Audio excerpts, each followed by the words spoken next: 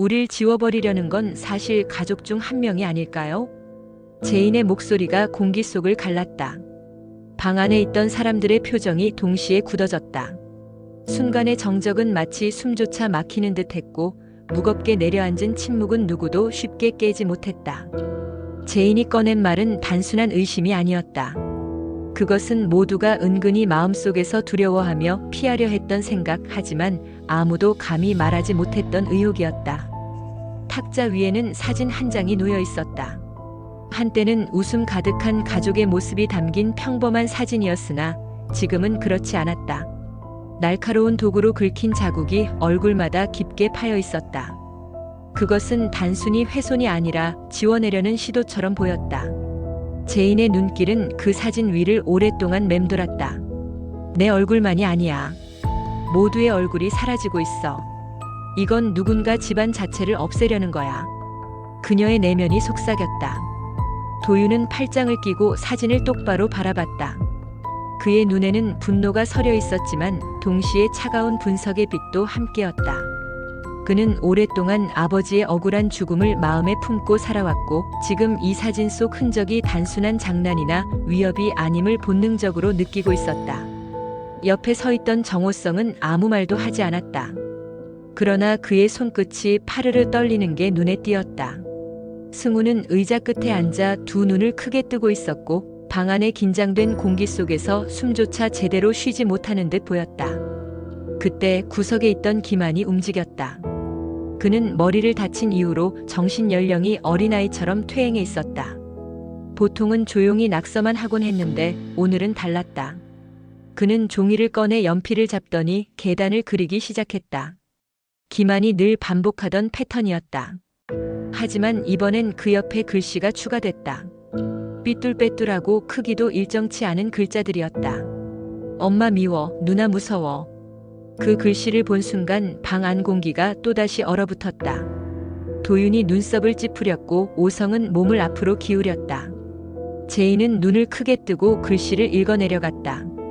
머리를 다쳐 기억이 조각난 기만이었지만 무의식 속에 남은 공포는 종이에 고스란히 배어나왔다. 아이 같은 문장이었지만 그 안에는 특정한 대상에 대한 두려움이 분명하게 담겨 있었다. 세리가 가장 먼저 반응했다. 말도 안 돼. 머리 다친 애가 끄적이는 글씨 가지고 나를 의심하겠다는 거야? 그녀의 목소리는 날카롭게 방 안을 가르며 퍼졌다. 그러나 그 눈빛은 평소와 달리 흔들리고 있었다. 제인은 그 미묘한 떨림을 놓치지 않았다. 세리는 늘 당당했고 위기 상황에서도 차갑게 감정을 다스리곤 했다. 하지만 지금만큼은 달랐다. 목소리는 크지만 설득력은 없었고 눈동자의 흔들림은 내면의 불안을 드러내고 있었다. 도윤이 입을 열었다. 세리 씨, 김한이 단순히 낙서를 한 걸까요? 무의식은 거짓말하지 않습니다. 머리로는 감출 수 있어도 손끝은 기억을 따라가기도 하죠. 오성이 낮은 목소리로 덧붙였다. 늘 계단만 그리던 아이가 오늘따라 글씨를 썼다는 게 우연일까? 저 글씨가 가리키는 대상이 왜 하필 내 이름과 겹치는 걸까? 세리는 손바닥을 꽉 쥐고 고개를 저었다. 그만해. 지금 나한테 뒤집어 씌우는 거잖아. 내가 왜 가족 사진을 훼손하겠어? 내가 미쳤다고? 목소리는 강했지만 이미 자신을 방어하는 톤이 뚜렷했다. 승우는 말없이 두 사람을 번갈아 보았다. 그는 이제 막 친부 오성을 받아들였고 새로운 관계 속에서 작은 희망을 느끼고 있었지만 동시에 또 다른 비밀이 폭로되는 현실이 숨막히게 느껴졌다. 사진, 낙서, 세리의 불안. 모든 게 한 곳으로 수렴하고 있었다. 승우는 속으로 생각했다. 또다시 거짓이 우리를 휘두르는 건가? 난 이제 아버지를 받아들였는데 가족이라는 단어가 다시 무너지는 건가? 제인은 한참 동안 아무 말도 하지 않다가 깊게 숨을 내쉬었다. 이건 단순히 한 사람의 잘못이 아니에요. 우리 모두가 외면해온 진실이 드러나고 있는 겁니다. 그 말에 방 안의 시선이 모두 그녀에게 쏠렸다. 그날 밤 사진 위에 남은 긁힌 자국과 기만의 낙서, 세리의 흔들림은 각자의 마음속에 오래 남았다. 누구도 결론을 내리지 않았지만 모두가 진실이 곧 드러날 거라는 걸 알았다. 방 안의 감도는 긴장은 쉽게 풀리지 않았고 각자의 가슴 속에서 의심과 두려움은 더 깊어졌다. 정호성은 긴 세월 동안 도망치듯 살아온 사람이었다. 도윤의 아버지를 불길 속에 두고 나오던 그날의 기억을 가슴속 깊은 곳에 묻어둔 채 살아왔었다. 그러나 시간이 흘러 그는 더 이상 숨을 수 없다는 것을 깨달았다. 이미 승우에게 친부임을 고백했고 미란과의 혼인까지 아들의 승낙을 받아냈다. 그 과정에서 그는 처음으로 자신이 도망치지 않고 마주 서야 한다는 책임을 느꼈다. 나는 더는 거짓으로 살 수 없다. 이제는 책임으로 살아야 한다. 오성은 마음속으로 그렇게 다짐했다. 그의 앞에는 도윤이 있었다. 도윤은 어릴 적부터 아버지의 죽음을 안고 살아온 인물이었다. 불길 속에서 아버지를 잃은 날 이후 그는 늘 의문과 분노 속에서 성장했다. 그가 오성을 마주하는 순간에도 마음속 깊은 곳에서는 여전히 원망이 타오르고 있었다. 하지만 도윤은 이제 단순히 분노에 머무르지 않았다. 그는 복수를 갈망하는 것이 아니라 진실을 밝히고 싶었다. 아버지가 억울하게 죽었다는 사실을 드러내고 그 상처를 마주해야 앞으로 나아갈 수 있다고 생각했기 때문이다. 삼촌, 도윤이 낮게 입을 열었다. 그의 목소리에는 흔들림이 없었다. 숙자를 법정에 세우는 것만으로는 부족합니다. 그녀가 도망쳤던 과거를 스스로 인정하게 만들어야 해요. 자기 입으로 말하지 않으면 그 죄는 끝나지 않아요. 오성은 도윤의 얼굴을 바라보았다. 그 눈빛은 예전과 달랐다. 분노와 증오만이 아니라 차가운 결의가 담겨 있었다. 조카의 눈빛이 오성의 가슴을 깊이 파고들었다. 오성은 잠시 숨을 고르더니 천천히 고개를 끄덕였다. 내 말이 맞다. 불길 속에서 도윤 아버지를 두고 도망친 건 숙자다. 그리고 사망보험금까지 빼앗아 살아온 것도 그녀다. 그 사실을 그녀 입으로 세상에 드러내게 해야 한다. 그래야 우리의 굴레가 끝난다. 도윤은 삼촌의 대답에 미세하게 표정을 풀었지만 마음속 깊은 상처가 모두 아물 수는 없었다. 그는 속으로 생각했다. 삼촌이 정말 이번에는 도망치지 않을까? 아니, 반드시 그러길 원한다. 그의 눈빛은 여전히 날카로웠지만 오성에게 건네는 신뢰의 불씨가 피어나고 있었다. 그 순간 방 안 한쪽에 앉아있던 승우가 조용히 입을 열었다. 승우는 이제 막 오성을 아버지로 인정한 참이었다. 친부의 고백을 받아들였지만 그 마음이 하루아침에 정리된 건 아니었다. 오랫동안 거짓 속에서 살아온 기억은 쉽게 지워지지 않았고 새로운 관계를 받아들이는 일은 두려움과 기대가 뒤섞인 낯선 길이었다. 그는 천천히 고개를 들고 말했다. 저도 지켜보겠습니다. 모두가 그를 바라보았다. 승우는 잠시 말을 멈추고 숨을 고르더니 다시 입을 열었다. 아버지가 이제는 숨지 않고 도망치지 않겠다고 하셨죠. 저는 그 선택을 끝까지 지켜볼 겁니다. 그게 제가 할 수 있는 일이라고 생각합니다. 그의 목소리는 조용했지만 단단했다. 승우는 스스로도 놀랄 만큼 명확하게 말하고 있었다. 그는 더 이상 아버지를 의심만 하며 거리를 두고 싶지 않았다. 대신 아버지가 어떤 선택을 하는지 지켜보면서 자신 역시 도망치지 않겠다고 마음속으로 다짐했다. 오성은 아들의 눈빛을 보며 묘한 감정을 느꼈다. 죄책감과 안도감 그리고 책임이 뒤섞였다. 그는 속으로 중얼거렸다. 내가 이 아이에게 거짓 없는 삶을 보여줄 수 있다면 이제라도 늦지 않았을지 모른다. 오성의 가슴은 무겁게 뛰었지만 그 무게는 더 이상 도망쳐야 할 이유가 아니라 앞으로 나아가야 할 이유였다. 도윤은 두 사람을 번갈아 바라봤다. 원망과 기대가 동시에 마음속에서 소용돌이쳤다. 하지만 지금 이 순간만큼은 그들의 시선이 같은 방향을 향하고 있다는 사실이 분명했다. 도윤은 고개를 끄덕이며 말했다. 그럼 약속해주세요. 숙자가 자기 죄를 모두 인정하게 만들겠다고. 그게 아버지를 위한 최소한의 길입니다. 오성은 단호하게 대답했다. 약속한다. 도망치지 않겠다. 진실을 드러내는 길에서 내가 앞장서겠다. 승우도 고개를 끄덕였다. 짧은 동작이었지만 그의 마음속에서는 긴 시간 동안 닫혀있던 문이 조금은 열리고 있었다. 그 방 안의 공기는 여전히 무겁고 날카로웠지만 세 사람의 결심이 모인 순간 공기는 이전과 달라졌다. 불안과 의심으로만 가득했던 공간이 조금은 다른 색을 띠기 시작했다. 사진 속 긁힌 자국이 여전히 섬뜩하게 남아 있었지만 그 자국을 마주할 힘이 생긴 것이다. 진실을 드러내려는 의지가 세 사람을 묶어주었고 각자의 상처는 여전히 깊었지만 도망치지 않겠다는 결심이 새로운 길을 열어주고 있었다. 기차는 병원에서 받은 위암 말기 판정서를 손에 쥔 순간부터 이미 하루하루가 무너져 내리고 있었다. 머릿속에는 말기라는 단어가 맴돌았고 그 두 글자는 가슴 깊숙이 파고들어 피할 수 없는 그림자로 남았다. 몸은 날마다 더 무거워졌고 밤에는 통증 때문에 잠을 이루지 못하는 날이 많았다. 그는 병과 싸우는 동시에 마음속 깊은 회한과도 싸우고 있었다. 그러던 어느 날 지호가 기찬의 방 안에서 서류를 꺼내와 건네주었다. 무엇인가 하고 무심히 꺼내본 것이었는데 그 안에는 친자검사 결과지가 끼워져 있었다. 기찬은 무심코 펼쳤다가 심장이 철렁 내려앉았다. 병원 로고와 직인, 날짜와 이름이 선명히 찍혀 있었고 결과는 냉정했다. 지호가 자신의 친아들이 아니라는 사실이 명백히 적혀 있었다. 그는 서류를 붙잡은 채 오랫동안 움직이지 못했다. 손끝은 떨리고 시야는 흐려졌으며 가슴은 거세게 요동쳤다. 믿고 싶지 않았다.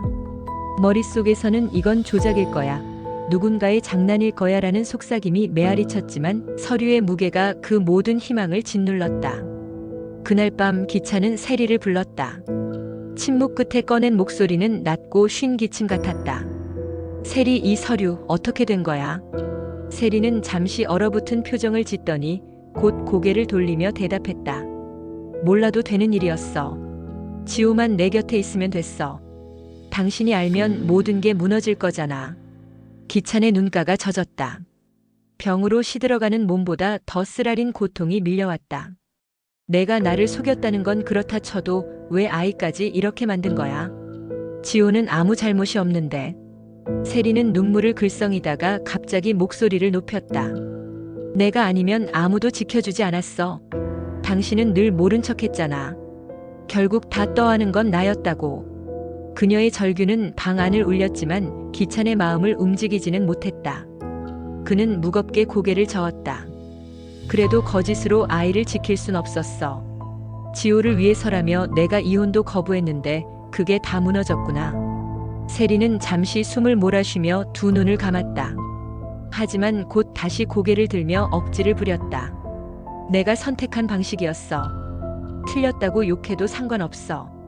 하지만 그게 내가 할 수 있는 전부였어. 그 순간 구석에서 기만이 종이를 극적이며 중얼거렸다. 아이 같은 목소리로 그러나 분명하게 들리는 말이었다. 세리 누나가 나한테 시켰어. 사진 보내라고 했어.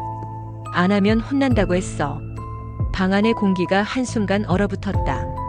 도윤이 자리에서 몸을 일으키며 기만 쪽으로 다가갔다. 기만아, 누가 시켰다고 했어? 세리 누나가 뭐라고 했어? 기만은 눈을 크게 뜨더니 울먹이며 고개를 숙였다. 손에 쥔 연필이 바닥에 떨어졌다. 무서웠어. 잘못하면 혼난다고 했어. 나 잘못했어. 은호도 미안해. 그 울음 섞인 고백은 방 안에 있던 모두의 가슴을 찔렀다. 세리는 얼굴이 하얗게 질리더니 자리에서 벌떡 일어났다. 거짓말이야. 머리 다친 애가 무슨 기억을 한다고. 그러나 그녀의 목소리 끝은 떨렸고 눈동자는 흔들렸다. 제이는 손을 떨며 입을 열었다. 세리, 정말 내가 기만을 이용한 거야? 사진을 보낸 것도 협박을 한 것도? 세리는 대답하지 못했다. 손끝만 부르르 떨리고 있었다. 기차는 침대에서 몸을 일으키려 애쓰며 세리를 똑바로 노려봤다. 그의 얼굴은 창백했지만 눈빛은 선명했다. 왜 그렇게까지 했어? 지호도 기만도 결국 내 욕심의 희생양이 된 거잖아. 세리는 눈물이 터져 나오며 목소리를 높였다. 당신이 늘 모른 척했잖아. 난 혼자였다고. 당신은 언제나 도망쳤고 내가 지탱하지 않으면 아무도 우리를 지켜주지 않았어. 그녀의 고함은 공허하게 울렸을 뿐 설득력은 없었다. 도윤은 차갑게 말을 던졌다. 세리 씨, 변명은 이제 그만하세요. 기만의 기억이 흐릿하다 해도 반복되는 고백은 우연이 아닙니다. 그리고 지금 당신의 반응이 그 증거입니다. 기차는 더는 흔들리지 않았다. 병으로 망가진 몸을 추슬러 세리를 향해 말했다. 나는 이제라도 죗값을 치르겠다. 하지만 넌 스스로 무너지는 길을 택한 거다. 방 안은 무거운 침묵으로 가라앉았다. 세리는 홀로 서 있었고 누구도 그녀의 편에 서지 않았다. 제이는 눈을 감으며 깊은 숨을 내쉬었고 도윤은 주먹을 움켜쥐었다. 승우는 흔들리는 눈빛으로 상황을 바라봤지만 오성이 단호하게 고개를 저으며 아들을 붙잡았다. 그날의 침묵은 단순한 공허가 아니었다. 그것은 오래 묻혀있던 진실이 드러나는 순간의 무게였다. 기찬의 고백, 기만의 파편 같은 기억, 세리의 흔들리는 반응이 하나로 겹쳐지며 방 안의 공기를 바꿔놓았다. 누구도 더는 과거로 돌아갈 수 없었다. 숙자는 더는 버티지 못했다. 오랜 시간 피하고 부정했던 과거가 결국 그녀를 법정으로 이끌었다. 조사실의 문을 열고 들어온 순간부터 숙자는 이미 달라져 있었다. 늘 교묘하게 말을 돌리고 책임을 남에게 떠넘기던 예전과 달리 오늘의 숙자는 고개를 숙인 채 조용히 앉았다. 조사관이 질문을 던지자 그녀는 잠시 침묵하다가 입술을 깨물고 고개를 들었다. 그날 불길이 너무 거셌습니다. 제가 한 발만 더 들어갔으면 저도 죽었을 거예요. 그래서 도망쳤습니다. 그리고 살아남은 게 벌처럼 느껴졌습니다. 보험금을 제 삶을 수선할 마지막 기회라고 착각했습니다. 그녀의 고백은 방 안을 무겁게 울렸다. 조사관은 꼼꼼히 기록을 남겼다. 변명보다는 사실을 선택한 목소리였다. 수십 년간 숨기던 진실을 입 밖으로 내뱉는 순간 숙자는 비로소 자신이 짊어진 죄의 무게를 깨닫고 있었다. 이 소식은 곧 오성과 도윤에게 전해졌다. 두 사람은 사건 기록 사본을 받아들고 긴 시간 아무 말도 하지 않았다. 도윤이 먼저 숨을 내쉬며 말했다. 삼촌, 이제는 아버지의 이름이 억울함에서 조금은 벗어난 것 같아요. 오성은 고개를 끄덕였다. 그래. 하지만 오늘로 끝나는 건 아니야. 매일 더 파헤쳐야 할 게 남아있겠지. 그래도 이건 시작이다. 도윤은 서류를 바라보다가 손가락으로 아버지 이름이 적힌 부분을 천천히 짚었다. 마음속 깊이 묻어두었던 무거움이 조금씩 풀려나가는 걸 느꼈다. 오성은 그런 조카의 모습을 지켜보며 묘한 안도감을 느꼈다. 자신도 더 이상 숨지 않겠다는 다짐을 했고 도윤 역시 증오에서만 머물지 않고 앞으로 나아가려 하고 있었다. 한편 병실의 기차는 작고 낡은 캠코더를 켜고 마지막 힘을 짜내어 유언처럼 고백을 남겼다. 나는 세리의 잘못을 알면서도 외면했습니다. 지호가 내 아들이 아니라는 사실을 알았을 때도 도망쳤습니다. 기만이 은호를 납치했을 때, 가족이 함께 그 범죄를 덮었을 때도 나는 침묵했습니다. 그게 내 죄입니다. 그는 목이 메었지만 끝까지 말을 이어갔다. 하지만 마지막에는 거짓 대신 사실을 고르겠습니다. 내 죄는 내가 짊어지겠습니다. 아내의 죄는 아내가, 기만의 죄는 기만이. 지호에게는 거짓을 물려주지 않겠습니다. 그 영상을 지켜보던 승우는 손을 떨며 아버지의 곁으로 다가갔다. 아버지, 이제라도 책임을 택했으니 저는 아버지를 인정하겠습니다. 그는 아버지의 손을 잡았다. 따뜻하지도 단단하지도 않은 손이었지만 그 순간만큼은 분명히 연결되어 있었다. 오성은 그 모습을 지켜보며 눈시울을 붉혔다. 세리는 여전히 고개를 숙이지 않았다. 변호사와 함께 나와 기자들 앞에서 억울함을 외쳤다. 기만의 진술은 신빙성이 없습니다. 머리를 다친 사람이 말하는 걸 믿는 겁니까? 사진 소포도 제가 보낸 적 없습니다. 그러나 이미 장부와 계좌 기록, 기만의 그림과 단편적인 고백, 기찬의 유언 영상이 모두 그녀를 가리키고 있었다. 그녀의 목소리는 점점 날카로워졌지만 듣는 이들의 표정은 점점 차가워졌다. 제이는 세리를 똑바로 바라보며 말했다. 그림은 기만이 그렸어요. 우리는 그 앞에 서 있을 뿐이에요. 당신이 발뺌해도 흔적은 사라지지 않아요. 세리의 어깨가 미세하게 떨렸다. 그러나 그는 끝내 고개를 돌렸다. 제이는 이후 도윤과 오성을 불러 제안을 꺼냈다. 이 일을 우리 가족의 비극으로만 남기고 싶지 않아요. 도윤 아버지의 이름으로 장학기금을 만들고 가족 강요와 범죄 피해자들을 지원하는 일을 같이 하자고요. 도윤은 잠시 망설였지만 결국 고개를 끄덕였다. 그럼 다른 아이들이 자기 이름을 지우지 않아도 되는 곳으로 만들죠. 우리 사진처럼 긁히지 않게. 오성도 미소를 지으며 덧붙였다. 이번엔 도망치지 않고 우리가 막으면 돼. 그날 밤 도윤은 강가로 나갔다. 손에는 아버지 이름이 새겨진 낡은 열쇠가 쥐어져 있었다. 그는 조용히 중얼거렸다. 아버지, 이제는 제 방식으로 기억하겠습니다. 무겁게 붙잡는 대신 흘려보내며 붙잡겠습니다. 열쇠는 그의 손바닥을 떠나 물 위에 올려졌고 잔물결을 따라 멀어졌다. 뒤에서 오성과 승우가 서 있었다. 세 사람은 말없이 강을 바라봤다. 다음 날 아침 제이는 장학기금 개설 서류와 상담 지원 연계 협약서에 서명했다. 직원이 도장을 찍으며 말했다. 오늘부로 효력이 발생합니다. 제이는 고개를 끄덕였다. 도윤은 증일란에 자기 이름을 적었다. 오성은 묵묵히 옆에 서 있었고 승우는 짧게 웃으며 삼촌과 아버지를 바라봤다. 세리는 여전히 싸우고 있었지만 그녀의 말은 점점 힘을 잃어갔다. 길고 복잡한 문장은 설득력을 잃었고 대신 짧은 문장들이 무게를 더해갔다. 기만의 나도 잘못했어. 기찬의 내 죄는 내가 짊어진다. 도윤의 끝까지 가겠다. 오성의 숨지 않겠다. 승우의 지켜보겠다. 제인의 이제는 이름을 불러준다. 이 짧은 말들이 서로를 보강하며 그녀의 외침을 압도했다. 그날 저녁 각자는 제자리로 돌아갔다. 숙자는 수감실에서 고개를 숙였고 기찬은 병실에서 쓸쓸하게 조용히 눈을 감았다. 오성과 도윤은 서류를 다시 정리했고 제인은 신청서 사본을 접어 지갑에 넣었다. 아무도 사진을 찍지 않았고 카메라를 찾지도 않았다. 서로의 눈빛이 모든 것을 말해주고 있었기 때문이다. KBS 드라마 여왕의 집은 매주 월요일부터 금요일 오후 7시 50분에 방영합니다. 오늘도 즐겁게 보셨다면 구독과 좋아요, 댓글 남겨주시고 저와 함께 상상의 나래를 펼쳐보아요.